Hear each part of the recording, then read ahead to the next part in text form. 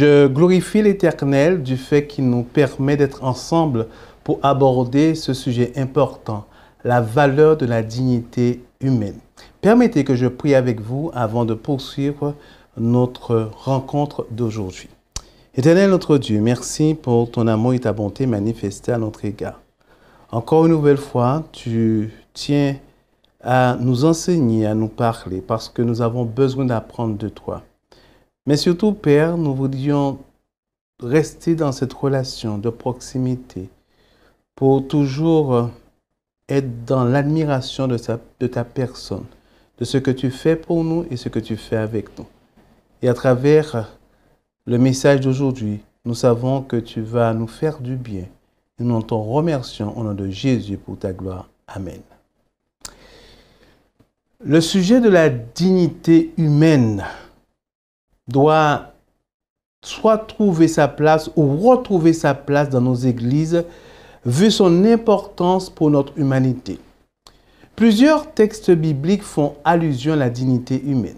Nous avons Galates 3, verset 28. « Il n'y a plus ni juif ni grec, il n'y a plus ni esclave ni libre, il n'y a plus ni homme ni femme, car tous vous êtes un en Jésus-Christ. » Nous avons aussi le texte qui se trouve dans Jean 13, verset 16. « En vérité, je vous le dis, le serviteur n'est pas plus grand que son Seigneur, ni l'apôtre plus grand que celui qui l'a envoyé. » Que dire du texte qui se trouve dans Genèse 1, verset 27? « Dieu créa l'homme à son image. Il le créa à l'image de Dieu. Il créa l'homme et la femme. » 1 Jean 3, verset 17 renforce aussi l'idée. Si quelqu'un possède des biens du monde et que voyant son frère dans le besoin, il lui ferme ses entrailles, comment l'amour de Dieu demeure-t-il en lui? Et Matthieu 7, verset 12 nous dit, « Tout ce que vous voulez que les hommes fassent pour vous, faites-le de même pour eux, car c'est la loi et les prophètes, chers amis. » Dans Jean 15, verset 17, Jésus dit, « Ce que je vous commande, c'est de vous aimer les uns les autres. » Dans Matthieu 10, verset 24, il est dit, « Le disciple n'est pas plus que le maître, ni le serviteur plus que son Seigneur. » Et que dire de Luc 6, chapitre 36? « Soyez donc miséricordieux comme votre Père est miséricordieux. » Chers amis, ces quelques textes cités donnent un aperçu de la dignité humaine. Ils permettent de voir sa portée sur l'existence et d'avoir un regard éclairé sur soi et sur l'autre. Sans nul doute, la dignité du moins est reçue de Dieu afin de reconnaître la valeur de chaque individu dans la société. L'Église doit mettre un point d'honneur à rappeler l'importance de la dignité pour que chaque membre d'Église développe des rapports que j'appelle dignitaires, d'égalité en dignité avec autrui. La dignité est une valeur sûre, chers amis. Nous ne devons cesser de souligner que l'homme sans dignité n'est plus humain.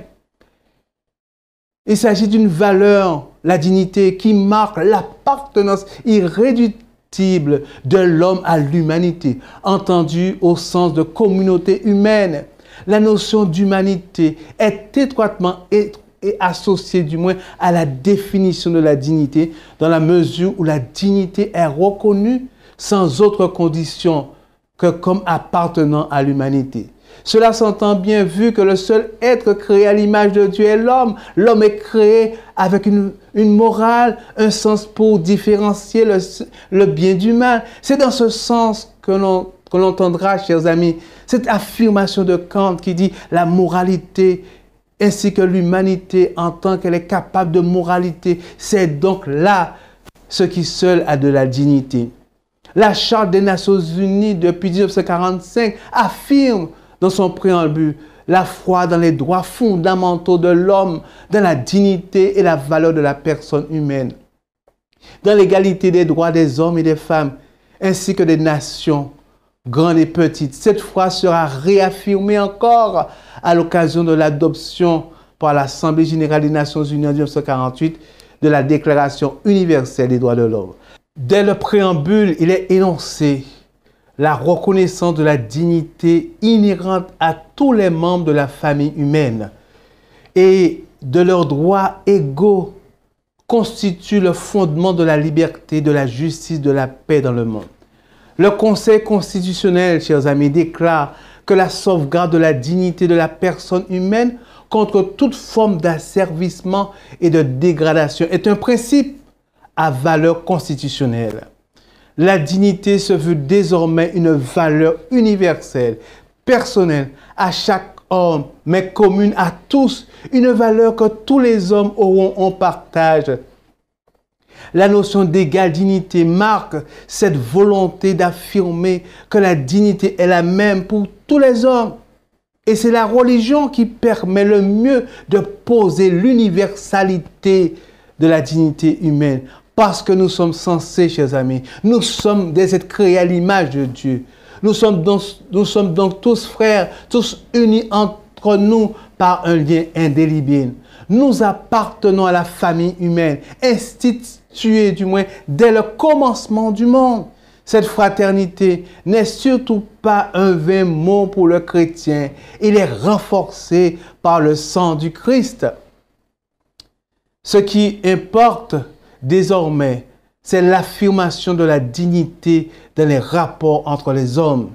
C'est dans ces rapports avec ses semblables que l'homme prend conscience de sa dignité. Non pas qu'elle naisse de ce rapport, mais c'est ce rapport qui la révèle et qui l'assoit définitivement. Jésus même a dit, tout ce que vous voulez que les hommes fassent pour vous, faites-le de même pour eux. Matthieu 7, verset 12. Le philosophe de la dignité, Kant, l'a énoncé de la manière suivante. Agis de telle sorte que tu traites l'humanité aussi bien dans ta personne que dans la personne de l'autre. C'est cette formule qui est la plus connue des juristes et généralement la plus reprise par les auteurs qui prennent comme modèle la dignité, d'où découle l'obligation de respecter la dignité. Chers amis, cette dignité a vraiment de la valeur. Et la dignité est quelque chose, une valeur qui exprime le refus de l'abus et de la maltraitance. L'abus et la maltraitance portent atteinte à la dignité de l'homme. Attenter à la dignité de l'homme revient à porter atteinte à l'humanité tout entière dont l'homme fait partie. Lutter contre les abus, c'est protéger la dignité de la personne humaine avec une efficacité tout à fait unique et insaisissable, c'est-à-dire qui nous dépasse en réponse aux horreurs commises. Du principe du droit à la dignité découlent d'autres droits, par exemple le principe de la primauté de la personne humaine, du respect de l'être humain dès le commencement de sa vie, du moins de l'inviolabilité de l'intégrité, l'absence de la patrimonialité du corps humain et l'intégrité de l'espèce humaine. C'est en se référant au principe de la dignité que le droit international et celui des droits de l'homme se sont engagés dans un processus de lutte contre toute forme d'asservissement ou de dégradation de la personne humaine. Les références à ce concept de dignité se trouvent dans de nombreux textes et instruments universels. On le retrouve dans l'article 3 de la Convention de sauvegarde des droits de l'homme et des libertés fondamentales, où il est dit « Nul ne peut être soumis à la torture, ni à des peines ou traitements inhumains ou dégradants. » Ou encore dans l'article 1 de la Convention sur les droits de l'homme et de la biomédecine, en 1997, les parties à la présente convention protègent l'être humain dans sa dignité et son identité et garantissent à toute personne sans discrimination le respect de son intégrité et de ses autres droits et libertés fondamentales à l'égard des applications de la biologie et de la médecine. Dans l'alinéa 1 du préambule de la Déclaration universelle des droits de l'homme en 1948, il est dit « Considérant que la reconnaissance de la dignité inhérente à tous les membres de la famille humaine et de leurs droits égaux et inaliénables, elle constitue le fondement de la paix dans le monde. » Dans l'article 6 du Code civil, chers amis, il est dit, la loi assure la primauté de la personne, interdit toute atteinte à la dignité de celle-ci et garantit le respect de l'être humain dès le commencement de sa vie.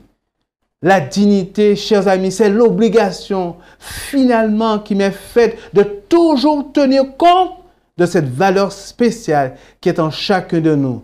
Nous sommes, et je le dis, nous sommes des sujets moraux, responsables et qui inspirent le respect. Cette obligation de respect est source de droit et de devoir. Droit au respect de sa dignité, devoir de respecter sa dignité et celle des autres. La dignité implique la réciprocité. Elle est dans la relation de moi avec moi-même, mais aussi de moi avec les autres. Si la notion de la dignité est indéfinissable en tant que telle, mais il ne faut pas pour autant conclure que l'on ne sait pas à quoi elle renvoie. Elle renvoie à l'essence de l'homme. Et cette essence se trouve dans une triple dimension.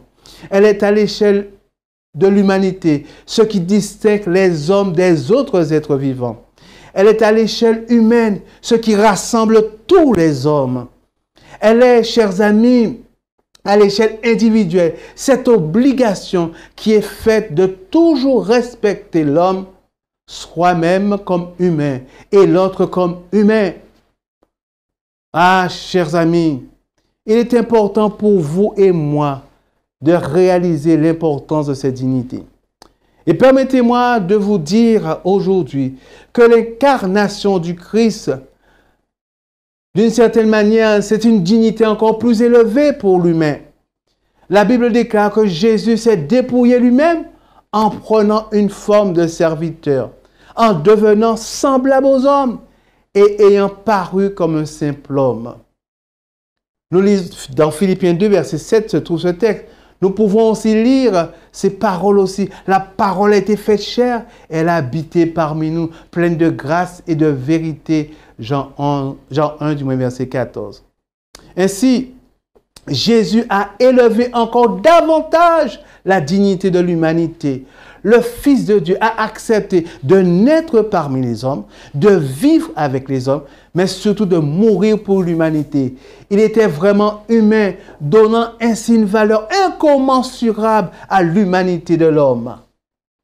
Et Ellen White écrit dans le livre Jésus-Christ, de la page 25 à la page 29, elle dit, « Par sa vie et par sa mort, le Christ a fait plus que de simplement réparer les ruines causées par le péché. Satan voulait séparer à jamais l'homme de Dieu. Or, en Christ, nous devenons unis à Dieu plus étroitement que si nous n'avions jamais péché. En assumant notre nature, le Sauveur s'est rattaché à l'humanité par un lien qui ne sera jamais brisé, qui subsistera d'âge en âge. Car Dieu a tant aimé le monde qu'il a donné son Fils unique. Ce n'est pas seulement pour porter nos péchés, pour mourir en sacrifice pour nous qu'il a été donné, mais Dieu l'a donné pour toujours à l'humanité déchue, pour assurer son conseil de paix immuable. Dieu a donné son Fils unique comme partie intégrante de la famille humaine, pour toujours participant dans notre nature. Ainsi, se trouve garanti l'accomplissement de la parole divine. Un enfant nous est né. Un fils nous a été donné. L'empire a été posé sur son épaule. En la personne de son Fils, Dieu a adopté la nature humaine et l'a transportée au plus haut des cieux. C'est le Fils de l'homme qui partage le trône de l'univers. C'est ce Fils de l'homme à qui on donne pour nom le conseiller admirable, le Dieu fort, le Père d'éternité, le Prince de la paix. Jésus est l'arbitre placé entre Dieu et l'humanité, posant sa main sur l'un et sur l'autre. Bien que saint, innocent, sans souillure, séparé des pécheurs, il n'a pas honte de nous appeler ses frères. En Christ, La famille de la terre et celle des cieux sont reliées l'une à l'autre. Le Fils glorifiait notre frère. Le ciel est enchâssé dans l'humanité. L'humanité est enlacée au sein de l'amour infini. Dieu dit au sujet de son peuple, ils seront tous comme des pierres d'un diadème brillant dans la sainte terre, de la terre sainte du moins. De quelle beauté, de quoi, quel éclat enverra resplendir. À la hauteur à laquelle seront élevés les rachetés sera un témoignage éternel rendu à la miséricorde de Dieu. Dans les siècles à venir, il montrera la richesse surabondante de sa grâce par sa bonté envers nous en Jésus-Christ. Désormais, les principautés et les pouvoirs dans les lieux célestes connaissent par l'Église la sagesse de Dieu dans sa grande diversité, selon le dessein éternel qu'il a réalisé par Christ Jésus, notre Sauveur.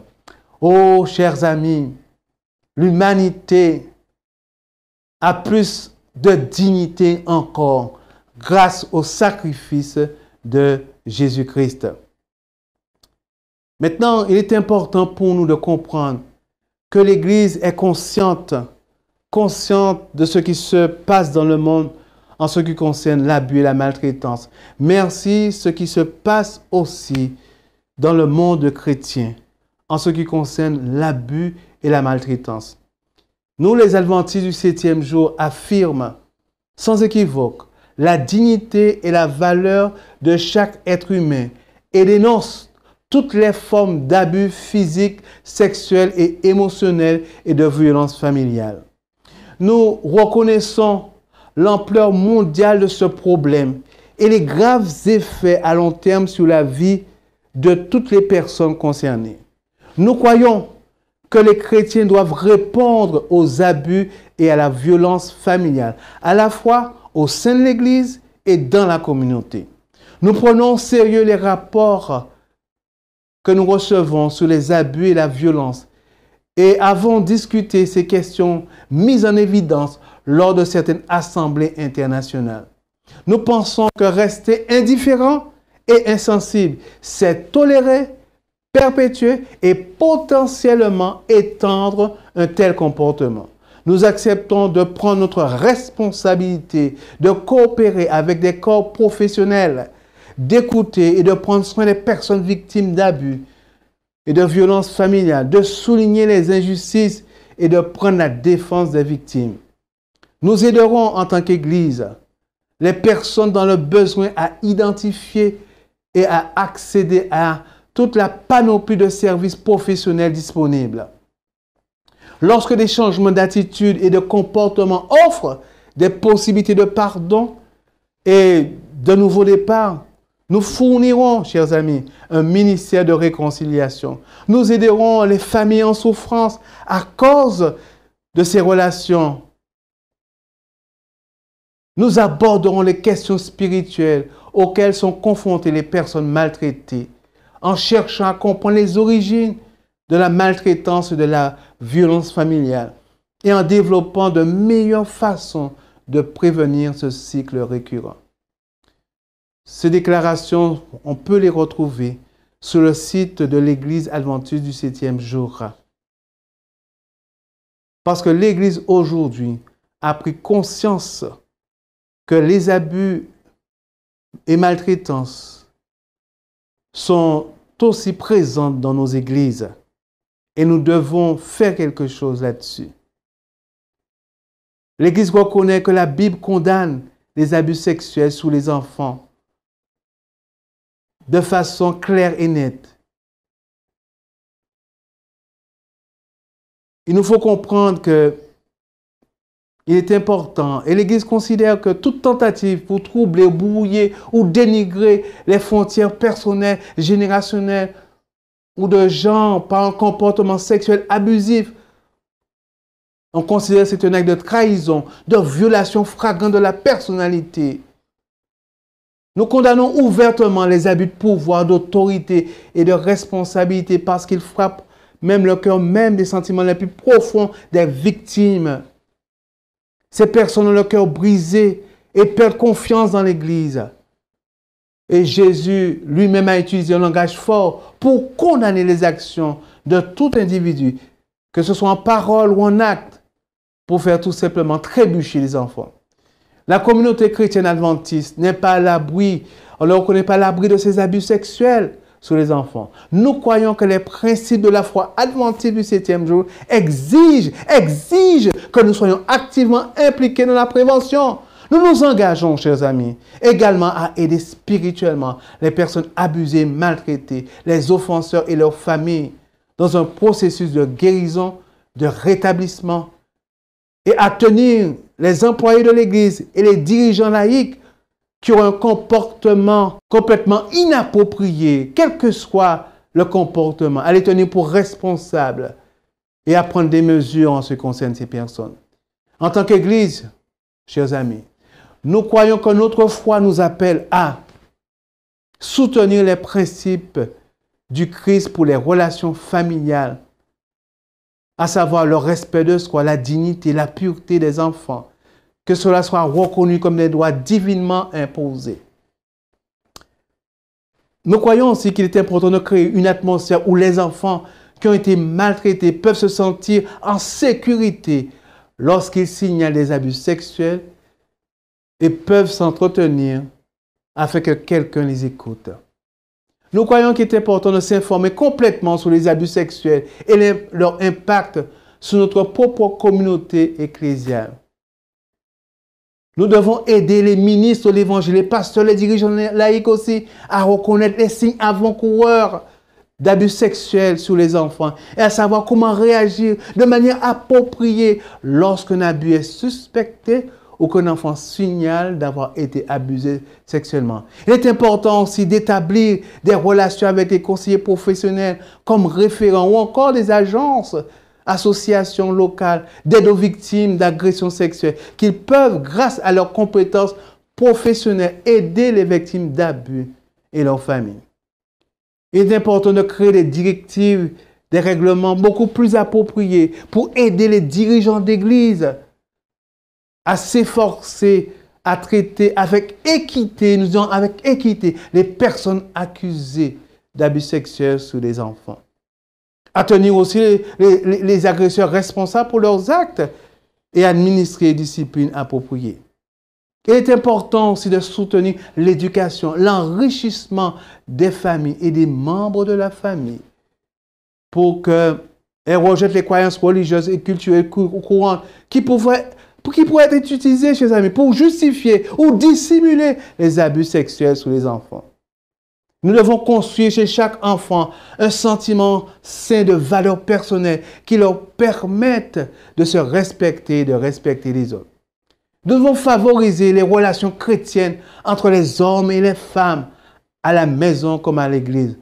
Nous devons fournir aussi un soutien bienveillant et un ministère de rédemption basé sur la foi au sein de la communauté ecclésiale pour les victimes d'abus, les agresseurs, en leur permettant d'accéder à un réseau disponible de ressources professionnelles dans la communauté.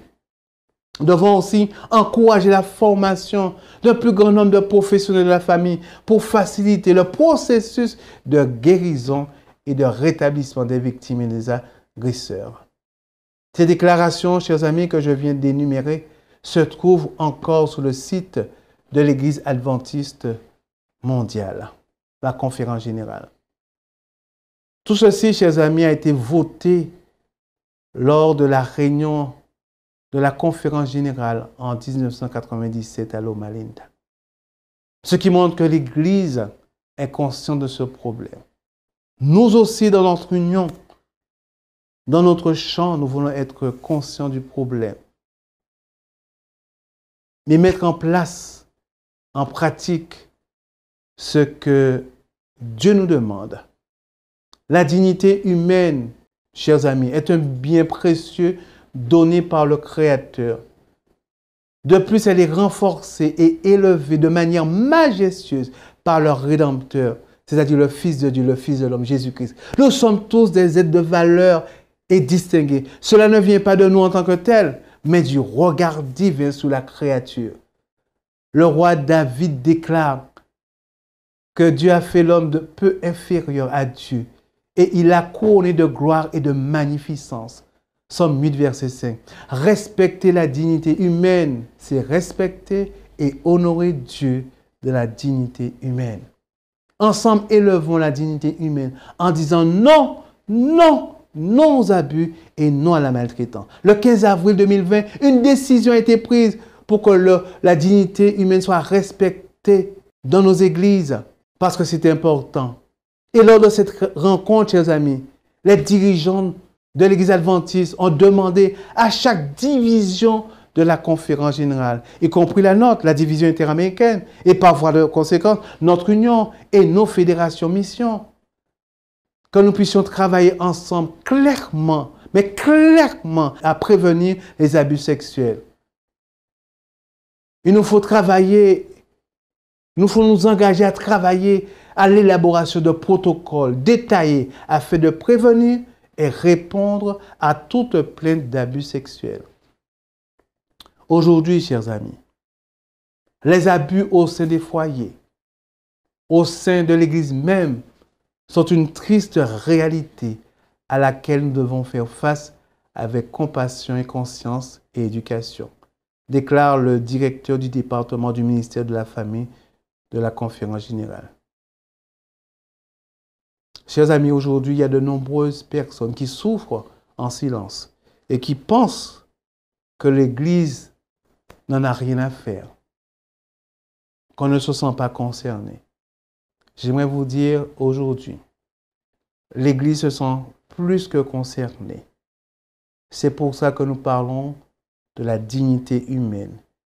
Et en tant que personne ayant reçu la dignité de Dieu, faisant partie de l'humanité, nous ne pouvons tolérer ni les abus, ni la maltraitance.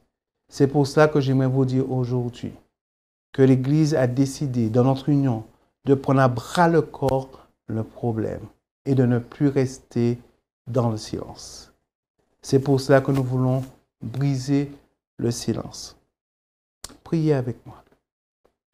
Éternel notre Dieu, il est important pour nous de prendre la mesure des choses, particulièrement dans le contexte des abus et de la maltraitance, mais surtout par rapport au fait que nous avons reçu de Dieu de la dignité.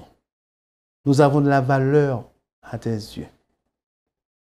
Fais en sorte qu'en tant qu'Église, particulièrement dans notre union, que nous puissions prendre l'engagement, la décision, toute l'Église dans son ensemble, et particulièrement les responsables, de briser le silence, à ne plus garder le silence, à s'attaquer aux abus et aux maltraitances, à aider les victimes, ainsi que les agresseurs, parce qu'aujourd'hui nous considérons qu'il nous faut, en tant qu'Église, porter une attention particulière à cette problématique.